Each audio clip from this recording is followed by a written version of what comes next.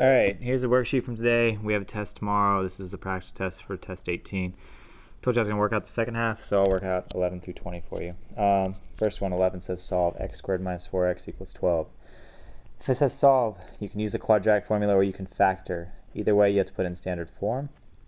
So you get x squared minus 4x minus 12 equals 0. This is easier. I'm going to do this one by factoring. It's easier to do by factoring, it's less work, but the quadratic formula works. So if you factor this, I need two numbers that multiply to negative 12 and add to negative 4. Those are negative 6 and positive 2. So x minus 6, x plus 2. Your solutions are x equals positive 6 and x equals negative 2. Number 12, solve x squared minus 3x minus 28 equals 0. On this one, I'll use the quadratic formula. It's probably not easier, but just to show you what's going on so you can see it both ways. A is 1, B is negative 3, C is negative 28. So we do negative 3 plus or minus the square root. Negative 3 squared minus 4 times A times C. It's a negative 28 all over 2 times 1. Go through and make sure we get all this work right. Negative 3 is positive 3 plus or minus the square root of 9 plus 4 times 28. 4 times 25 is 100. Is 112. So you have 9 plus 112 over 2. This gives you 3 plus or minus radical 121 over 2. That means 3 plus or minus 11 over 2. If you check your two answers, you get 14 over 2 and negative 8 over 2, which are 7 and negative 4. So those are your two solutions, number 12. Number 13, how many solutions does this quadratic equation have? What we kept saying in class is if you do the b squared minus 4ac part, you can answer. So I'm just going to do b squared minus 4ac. Negative 3 squared minus 4 times 1 times 3. You get 9 minus 12, which is a negative 3. If you get a negative number, that means you have no solutions. Excuse me. 14, write the quadratic equation whose solutions are this. Okay, I have an x squared, I have an x, and I have a number. I got to figure out what each of these are. What number, what goes here, what goes here, what goes here. To figure out A is the number that's on bottom, so it's 9. B is the opposite of this number right here, so 5. And C is the last number, minus 2. That's the equation. 15 says, what are the roots of this? If you want to find the roots, that just means use the quadratic formula or factor. The equation, once we put it in standard form, is x squared minus 3x minus 4. I'm going to use the quadratic formula. No, I'm going to factor because it's easier. Two numbers that multiply to negative 4 that add to negative 3 are x minus 4 and x plus 1. So your two answers are 4 and negative 1.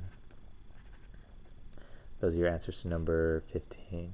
16, what are the roots of 2x squared plus 13x plus 6? I'm going to use the quadratic formula. A is 2, B is 13, C is 6. And I'm going to come down here and do this.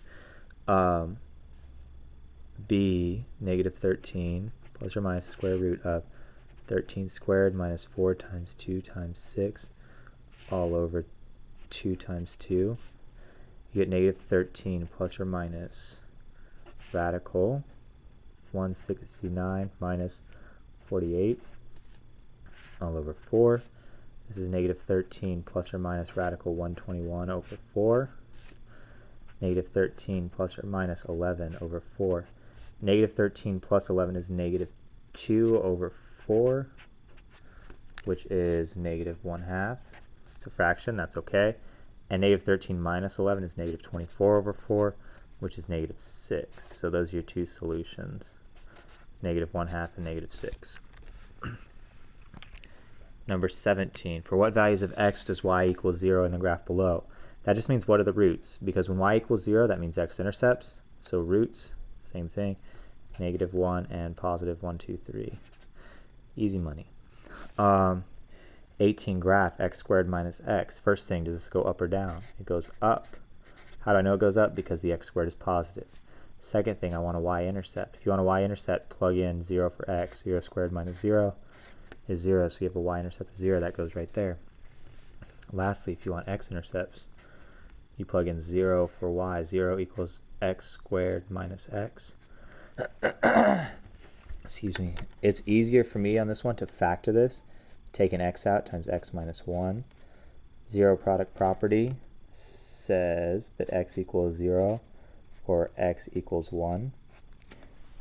So if x equals 0 and x equals 1, those are your two solutions. So you have an x-intercept right there, and you already have that one marked. It opens up, so it must go something like this. The vertex is in the middle of those two, so it looks something like that. Let's flip to 19. 19 says, what are the roots of the following parabola? It's easy money right here and right here. It's -1 and +1.